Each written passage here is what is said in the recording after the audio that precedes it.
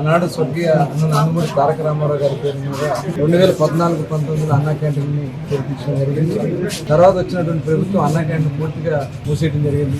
పేదవాడికి 5 రూపాయలకి భోజనం కానీ 5 రూపాయలకి టిఫిన్ కానీ సాయంత్రం మళ్ళీ డిన్నర్ కానీ ఇవ్వడం జరుగుతుంది. దాన్ని ఆపేసినటువంటి పరిస్థితి గతంలో ఉంటే మళ్ళీ ప్రభుత్వం వచ్చినట్టే అన్నా క్యాంటీన్ తెరిపించడమే కాకుండా చాలా స్వచ్ఛమైనటువంటి ఆహారం వాళ్ళందరూ కూడా అందించడం కూడా జరుగుతుంది. మరి దాన్ని పురస్కరించుకొని మచిలీపట్నంలో మరి పెద్దలు ప్రముఖ వైద్యులు ధనవంతాచారి గారు వారి మనవడు పేరు మీదుగా వివాహం అయిన సందర్భంలో వాటర్ ప్లాంట్ ఏదైతే చేసి ఇచ్చే వాటర్ ప్లాంట్ ని ఇవ్వడం జరిగింది. దాదాపు 74,000 రూపాయలు ఖరీదు చేసే వాటర్ ప్లాంట్ కానీ అలాగే 1,00,000 రూపాయలు అన్నా క్యాంటీన్ ప్రతి సంవత్సరం ఇస్తున్నారు. గత సంవత్సరం కూడా ఇచ్చారు. మళ్ళీ ఇప్పుడు 1 లక్ష ఇచ్చి ఈరోజు పేదలకి సేవ చేయడానికి ముందుకు వచ్చారు. వారిని మనస్ఫూర్తిగా అభినందన తెలియజేస్తూ ఇలాంటి కార్యక్రమాలు అందరూ కూడా స్వచ్ఛందంగా పాల్గొని ఇవాళ దానికోసం రాష్ట్రం కూడా ముఖ్యమంత్రి ఏర్పాటు చేయడం జరుగుతుంది.